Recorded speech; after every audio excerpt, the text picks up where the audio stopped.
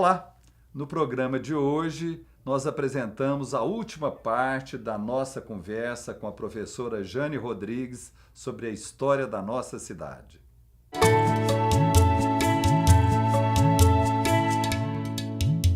Ô Jane, mas se diz muito, Uberlândia não dá valor à história, eu tenho uma opinião diferente. E é uma percepção que eu queria a sua opinião a respeito, que principalmente agora, as crianças, parece que a gente está sentindo um interesse delas em conhecer mais essa história.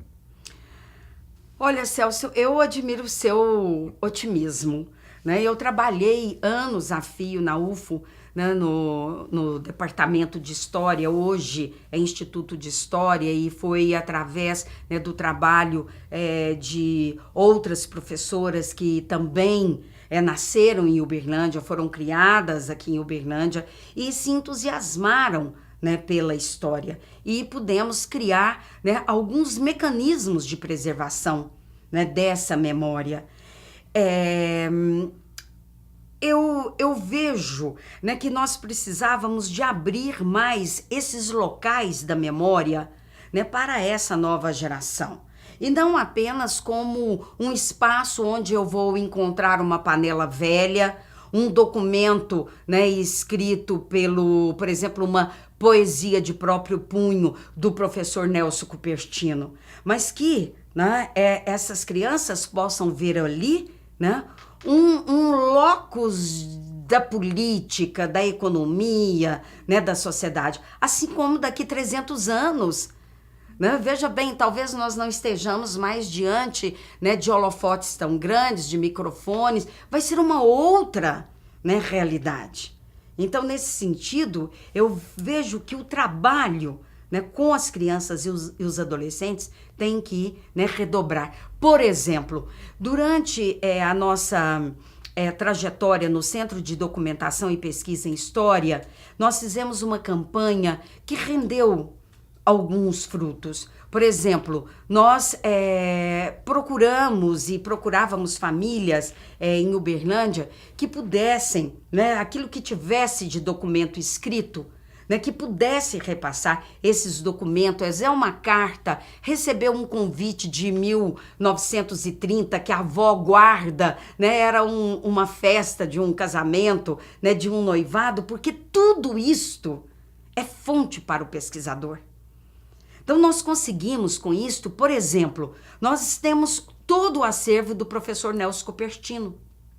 Mais de 400 cartas, né, que ele trocava com parentes, com professores do Brasil inteiro. Então, isso nos permite reconstituir, né, a teia de relações que o professor Nelson Cupertino tinha e as ideias que ele obtinha, né, para trazer para as suas aulas. Né? Outro acervo também do jornalista Licídio Paes, né? A família do Licídio Paes doou, né, para a universidade todo o acervo dele, não só, né, esse acervo de cartas, mas até os envelopes nós guardamos, né? Depois de todo um processo de desinfecção, né, de restauro. Nós tivemos que fazer curso de restauro no Rio, em São Paulo, né, porque nós não tínhamos aqui, e temos, com raríssimas exceções, profissionais na arte de restauro, quer seja de fotografias ou de documentos históricos, né, porque necessita de uma mão de obra, né, extremamente especializada. Por exemplo, nós temos documentos do final do século XIX, escritos ainda, né, com canetas a bico de pena. E nós precisamos de conhecer a química daquela tinta, né? Precisamos conhecer, né, que tipo de produto nós vamos usar naquela carta, naquele documento, né, para que ele fique mais claro, para que aquela traça que comeu aquela linha, né, possa ser colocado um suporte, né, e que prolonguemos a vida desse documento. Então, a universidade, né, através do curso de História, ela foi pioneira nisto, né? Esses acervos que hoje estão todos organizados, né, estão disponíveis, né, para a pesquisa. Hein, Jane? E muitas vezes a pessoa não entende o tanto que é caro organizar um acervo. É por isso que talvez, Celso, esta parte, né, da preservação da memória seja deixada de lado pelo poder público. Né? Eu me lembro a época em que nós criamos o Arquivo Público Municipal. Foi na primeira administração do Dr. Zaire Rezende. Né?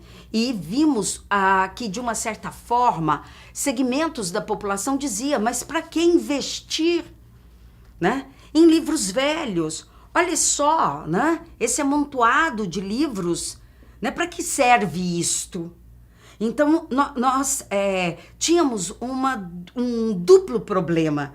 Primeiro, a falta de recursos, né, para viabilizar a catalogação, né, desses livros, contratar, geralmente nós conseguimos montar parte do Arquivo Público Municipal com estudantes do curso de História que recebiam, né, um auxílio mínimo, né, para estar ali conosco e, né, fazer com que aquele segmento que dizia que era perder dinheiro ou jogar dinheiro fora, né, porque aquilo não interessava a ninguém, quer dizer, era um desdobro.